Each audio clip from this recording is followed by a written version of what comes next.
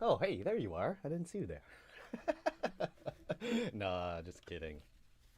Good morning and hello and whoops, welcome to another episode of our Noodles and Hangout.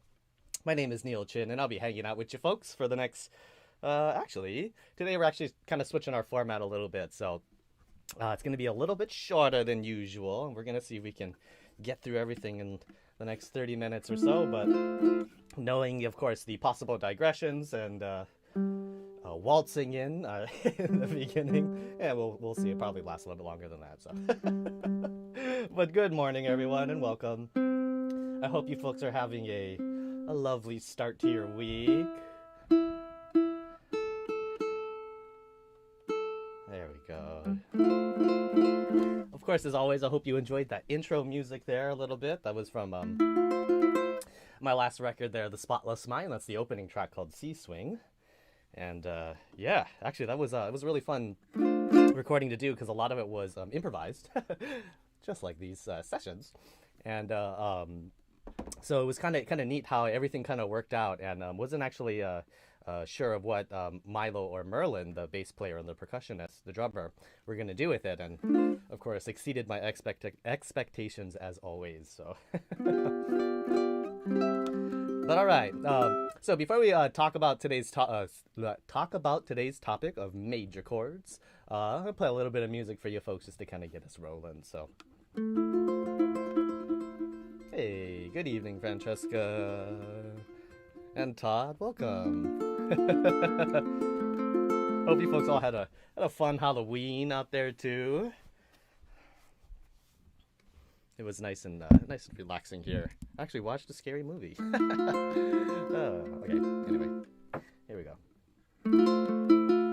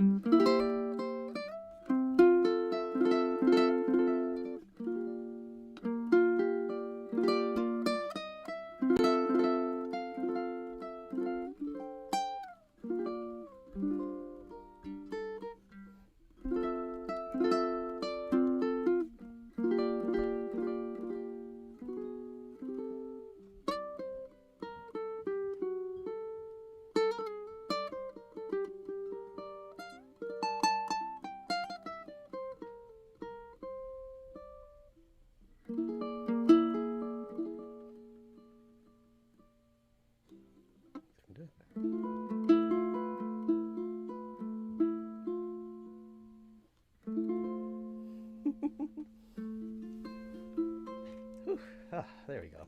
Something like that. Messing around and wanted to kind of give a little example too of a little bit of what we're going to talk about today too. So playing around with some of those chords there. That's, especially for those of you who regularly tune in, probably recognize that as, something that I like to play around with, and sometimes I even throw a title on it. Yeah, it's just kind of fun to just kind of work around and like take like, even like the same song that you've been playing forever, like in this situation, been playing bits and pieces of that melody all over the place, but just trying to add in a little bit of extra color in there, on the chords, just to, maybe create a little bit more suspense, might have been a after effect of the weekend or whatnot, but it's really nice and kind of fun to add some color to these chords. So on that note, let's talk stories, shall we? Let's do a real quick tune up here and do a little check-in. Hey, Ma, how's it going? Thanks for tuning in. Hey, Niles, how's it going? Good morning, good morning. Aloha kakahiaka. That's a new one. And Teco, hey, awesome.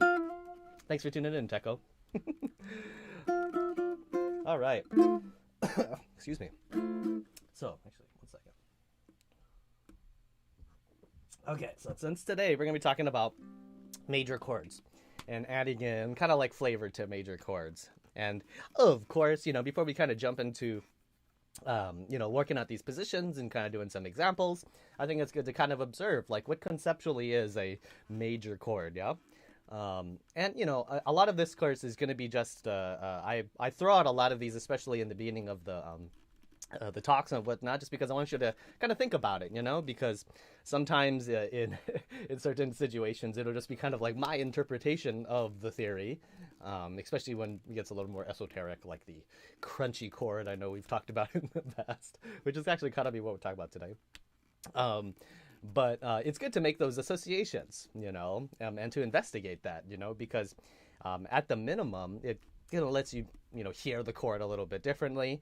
And what's nice about that is we can now take that concept too and, just kind of stretch it out and kind of see how it'll work in different situations. And this, I think, is a excellent thing to do at home.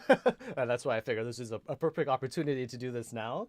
It's sometimes you can investigate these things on the bandstand too, but, of course, handle it with respect to your colleagues that you're playing with. You don't want to be investigating too far into space, if you're, trying to play something nice and down to earth, so always keep that in mind, of course. Hey, awesome. We got Mr. Ukulele Sprout in the house. That's Eduardo Garcia. How's it going, Eduardo? Thanks for tuning in, man. Go check out Ukulele Sprout and anything that Eduardo does in general. I highly recommend it for sure. He's a fantastic teacher. I can say that firsthand. And Kathy, how's it going, Kathy? Thanks for tuning in. Okay, so major chords. All right, so what we're going to do is we're going to first kind of talk about just like the major scale and the two major chords that we find in the major scale. All right. Now, for today's topic, we're going to kind of just jump forward a little bit. So, we're going to kind of skip triads. We're not going to talk about triads, but we're going to talk about straight up just seventh chords. And so if we were to observe the major scale and harmonize the major scale into seventh chords, kind of what happens is that we get, two major chords that we can play with. The 1 and the 4, yeah? And more specifically, of course, them being seventh chords, we're going to play them as major sevenths. So for example, we have F like this, or good old F major, which sounds fine as it is. And we have good old B flat. It'll work, of course, in the key of F as usual. But yes, we have F here. B flat here. So let's try that again. Maybe for my edification, right? F major, and then B flat major, right? Our good old reliables and standbys here, right? But of course, as we turn them into sevenths, when it comes down a little bit more lush, we add in the seventh note of each respective scale to each one of those chords, or effectively add in the note E here, okay? Or we add in the note A to B flat, like this, okay? So what we kind of have here is a F major 7. Okay, if this shape is new, I always like to say, you know, this is it's a bit of a bear of a shape initially to get comfortable with. So definitely take your time. That's 2, 4, 1, and then 3. So getting your pinky up is the tricky part. Yeah, let me do this one. Funny enough, when we go over to B flat, it actually makes it easier, in my opinion, to play it as a 7th chord than it is as a triad.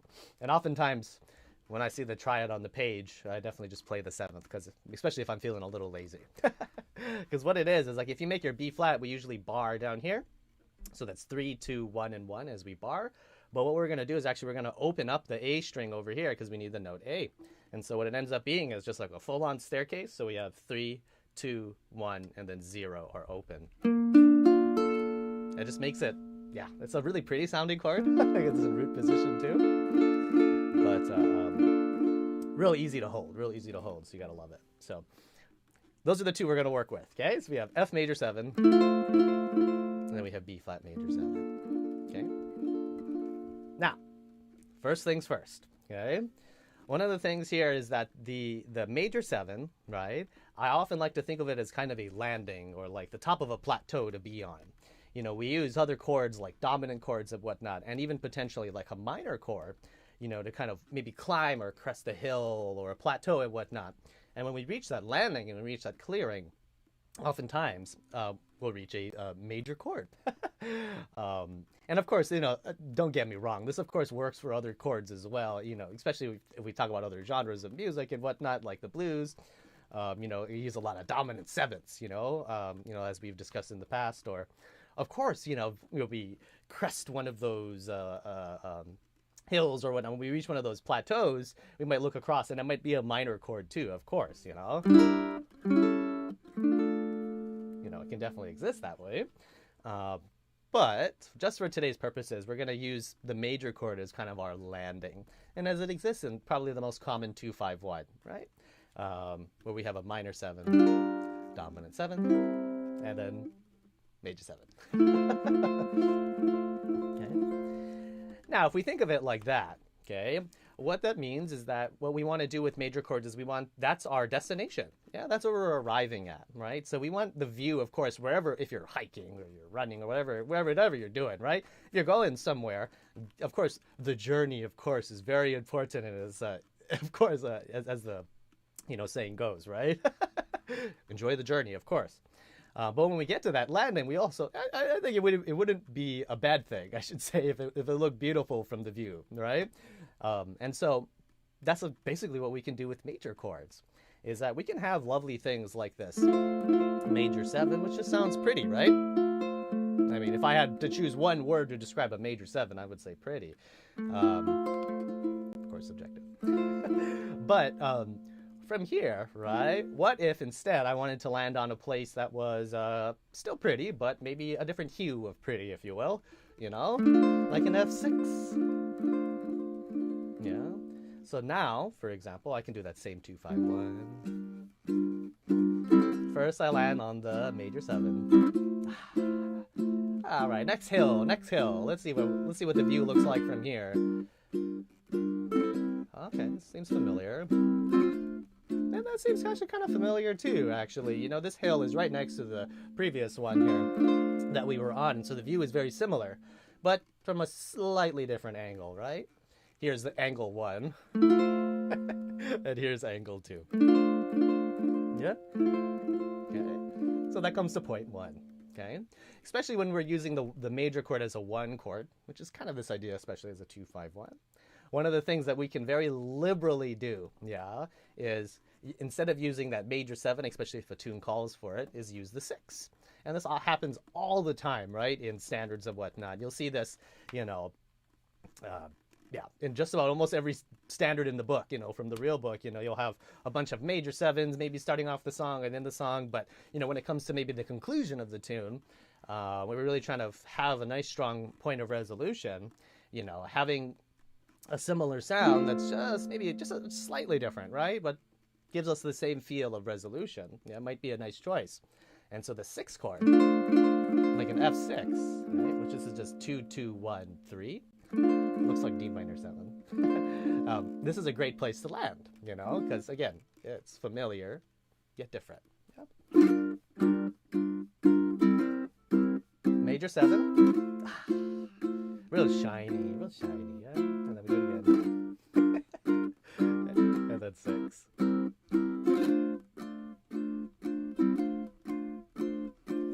Almost the same, yeah? Okay.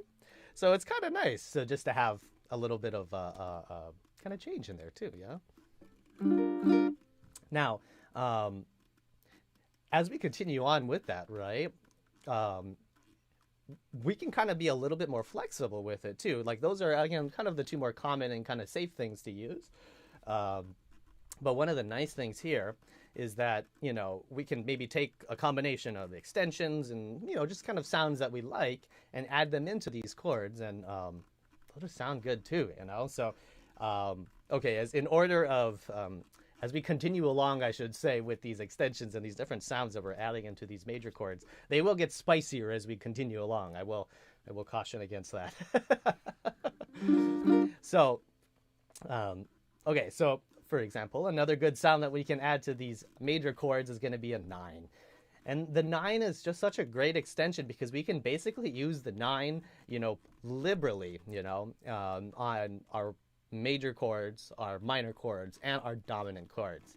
It's a relatively safe interval to add in, and so then, and it's usually pretty easy, right? Because it's just going to be a whole step above the root. And, you know, we might do something like, you know, maybe D minor 9 by just adding in the note E. But of course, adding it onto like a minor 7 like this to make a D minor 9 works as well. Okay? Or, we're not talking about minor chords, we're talking about major chords today, right? So, for example, when we do an F major 7 like this, right? Same thing, what we can do is we can just kind of liberally add in the 9, which, F, G. Remember, 9 and 2. Yeah, almost the same thing, right? At least for our purposes here on our 1, potentially 2 octave instrument. Okay, so here, G, 2. We're going to add that note in here. And so you can add in this G over here. And instead, what happens to our fingering is, well, I wouldn't recommend doing this. That's a little complicated and a little uncomfortable. So if we switch the fingering, it might look like this, right? And might look a little familiar to some of you folks out there as like a C6 or A minor 7, right? Okay. But if placed in the right context here, we can think of this as an F major 9, because it's like an F major 7 chord, and we're adding in the 9 on top of it.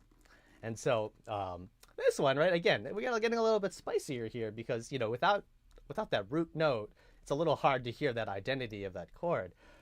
But especially if stacked upon another chord, let's say even if we had, it would be awesome if we had a bass player here that would be so gracious to play the note F for us, but we played this on top of it, it would sound fantastic. Yeah, give us a little bit more of a concise picture of an F major 9. Okay, but let's hear this. Okay, so let's okay, so first the 2-5-1, so 1. And here's the major 9. Let's do that again.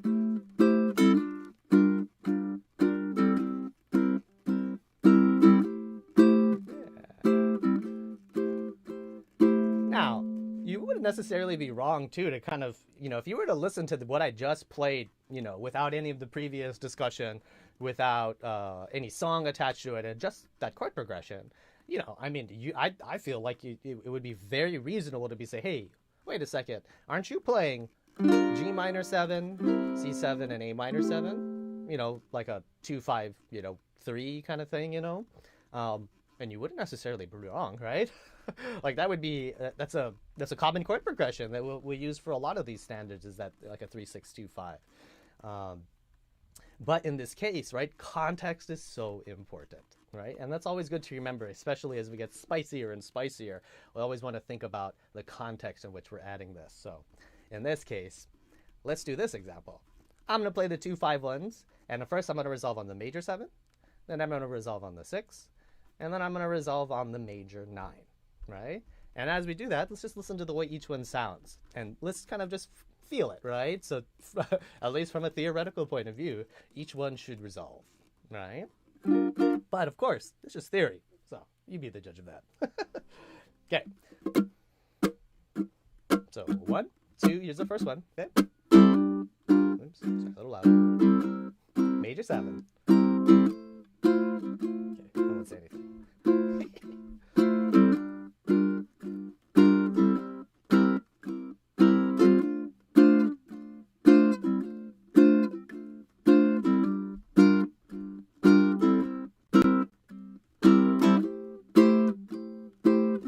Okay, back around. One more time.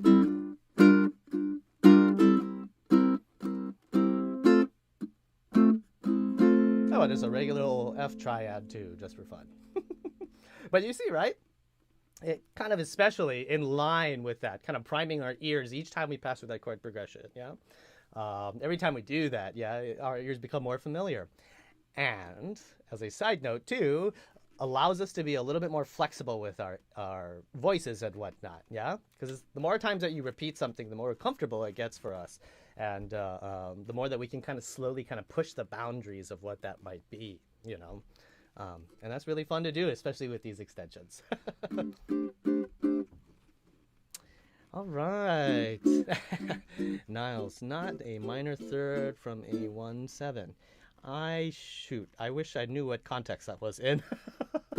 And I was hearing your thing here. But I guess you can kind of think of that, yeah, like that A minor 7, I guess, is that minor third. I wonder if that's what you're asking there. I'll go back and check. Send me a message if not, Niles. Okay, so now, again, right, when we reach that last point over there, or that major chord, it's a great landing to be on. And, you know, we can just arrive there and just think of it as like I like the visual, at least, of a plateau, you know, of just kind of looking across, and it's just nice and even, and there's, in a sense, there's no resistance, right? Because per the metaphor, right, climbing is the resistance.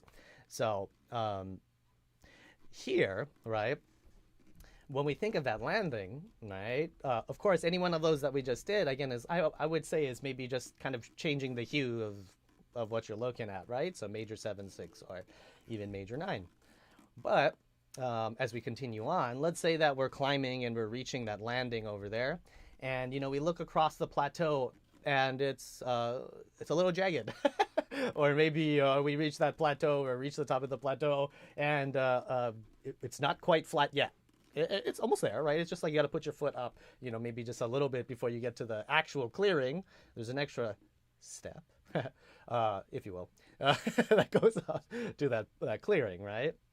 And now, if you think about it in that metaphor, one of the things that we can do is we can set up resolutions like a 2-5-1. And instead of landing on a 1 chord that has, again, that creates that resolution, what if we just alter and change maybe an element or two of that chord so that it doesn't really feel resolved yet? Yeah. So now, in the beginning of the session, I was doing a little improvisation with F. Yeah, I'm just kind of moving around a little bit and played around with this very concept. So in this case over here, I wanted to try and use a flat 5. Now, flat 5s are not as common, and we're talking about chords, right? Because we usually rely on that perfect fifth, in this case, for the F chord, an F and a C, to provide a lot of structure. Because around that, we can maybe build an F major 7. You know, we can build all the chords that we talked about today, the F6, the F major 9, right? Well, I guess that one doesn't have the root, but you get the idea at least. That C there is a relatively stable interval, for the chord. So, what if we destabilize it a little bit, right? And again, flat the 5. It ain't the most comfortable position, and I have to admit, you gotta make sure that you chop down that nail there. But what if we do like an F major 7 with a flat 5? That adds on the note B there, right?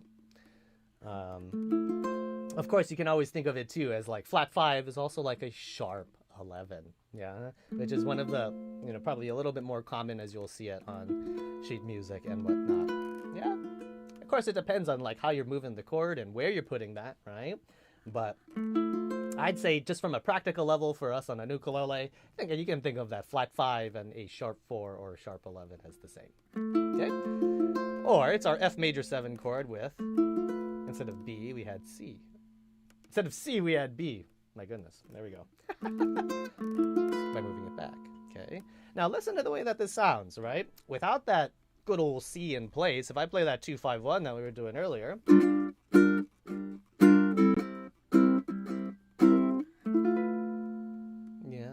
kind of feels unresolved, slightly, and maybe I've heard this be kind of described as like spooky almost, kind of dissonant, kind of tritone in there, which is trying to figure out what to do. Okay, let's do it one more time just so we can kind of get an idea. Okay,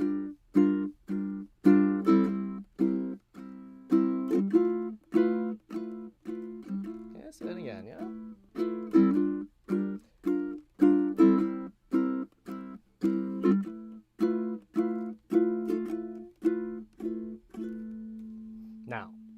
Imagine, right, that you were, all these metaphors and potentially overextending them, but I appreciate your patience. If you were painting something, and let's say you're painting a sunset and you have lovely blues in the sky and maybe oranges and you enter some pinks and whatnot, right? And it's got to be one of those like, lovely, like, I don't know. I'll think of like a Maui sunset or, something maybe in California or whatnot, but just think of a lovely sunset that you have there. All of a sudden, if you spackle the sky with like a real deep purple or something like that, actually that might work. But if you like slap the sky with a big brown or something like that, that kind of really will stick out, right? And that's kind of what happens here, And if we, kind of paint in that manner and we just kind of put that color there, I mean, it's fine, right? We have a sunset, right, with a brown spot on it, right, which you might interpret to be, I don't know, whatever the case is. But what I might add is, wouldn't it be kind of nice if we could kind of shape that brown into maybe like a little tree that's hanging out to the side, that's, maybe blown up in perspective so it's hard to tell what it is, right? And kind of molds itself into the sky to enhance what's already there, right? Looking at it from that perspective, I think allows us to utilize, maybe that splotch of brown, to another level. And definitely, as we handle these kind of tense chords and tense intervals, I should say, in these chords and whatnot, if we look at it from that view, I guess it gives a little bit more flexibility. So, for example, here, what we can do is, what if we do that sharp 4, sharp 11 thing to land there on the 1 and then move over that 5 back to where it was. So it's just like a little unstable when we get there and then move around, right? So, for example, like this. So 2, 5, go around on the sharp 11, move it up. Okay, now I won't say anything this time, so you can just listen. Watch.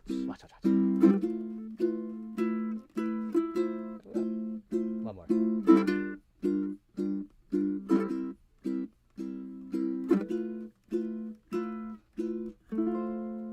Which one I like too is the opposite. So we'll land on the complete beautiful F major 7, and then I'm going to flat the 5. I'm going to lower that 5 there. And the way that I like my interpretation of it is I kind of think of it as like a flower or a plant wilting, kind of shines in its brilliance. And maybe we forgot to water yesterday, huh? Okay, so watch.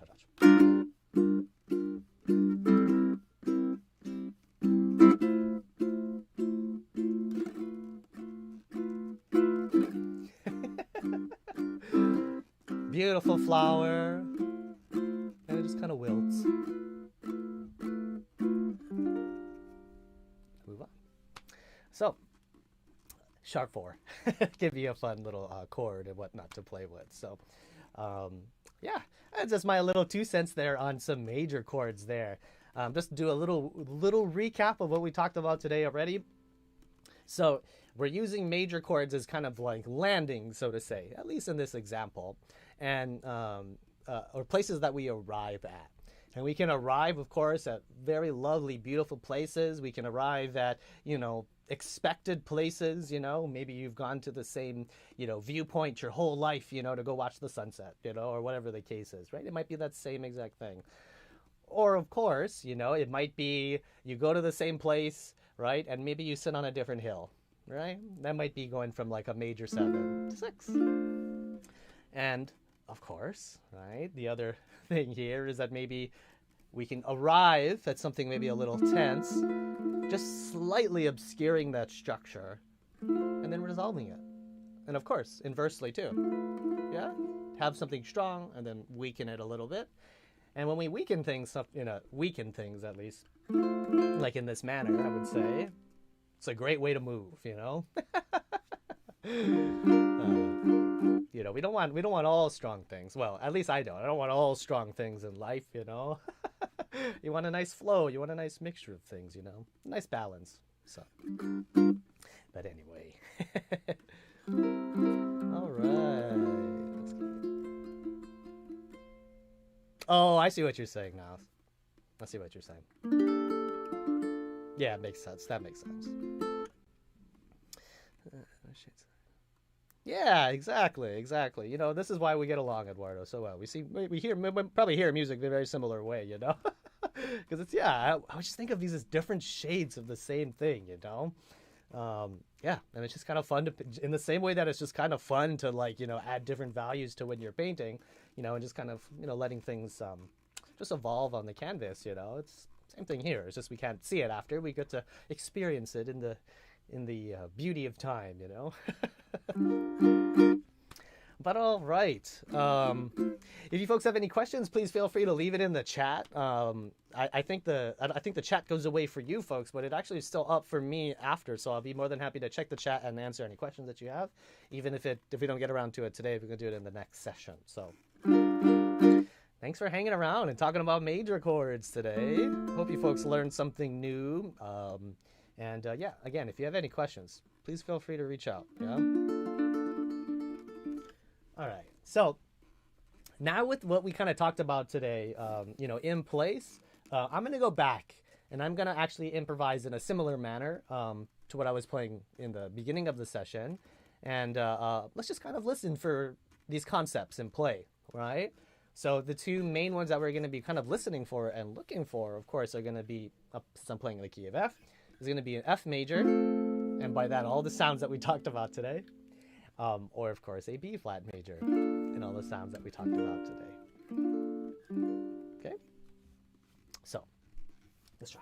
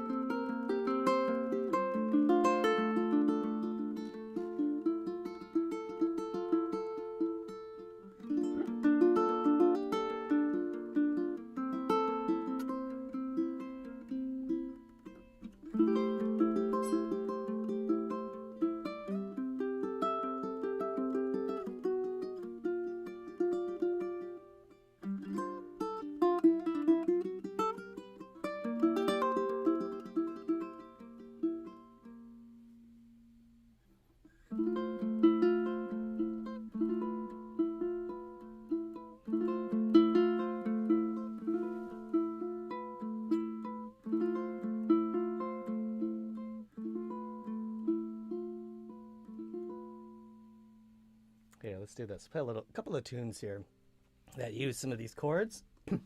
Let's do I think I might have played this last week, and I apologize if I did. I think so. Anyway, little Beatrice. Beatrice is a great example. The melody starts off.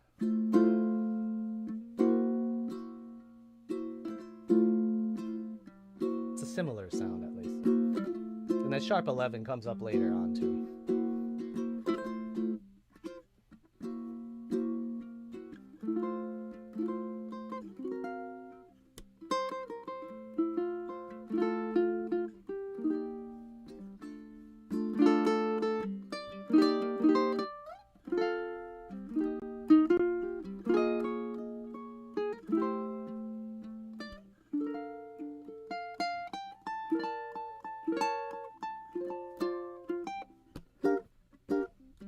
There we go.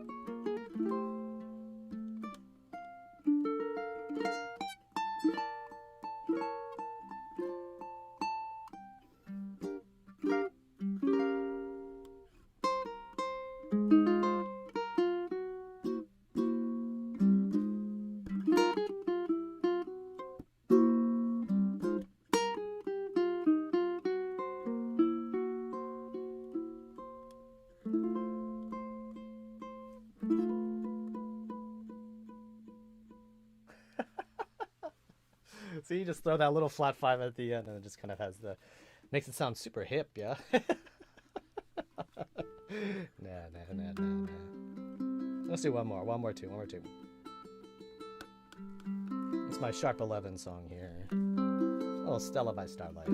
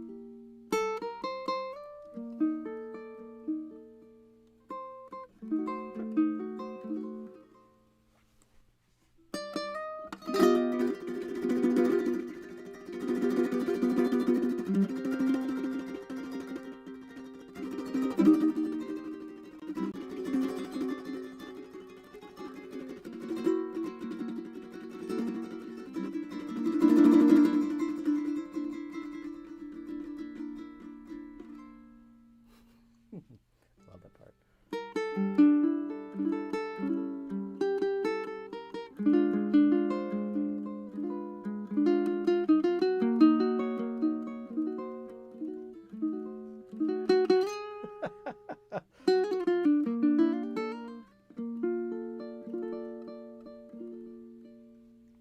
One time.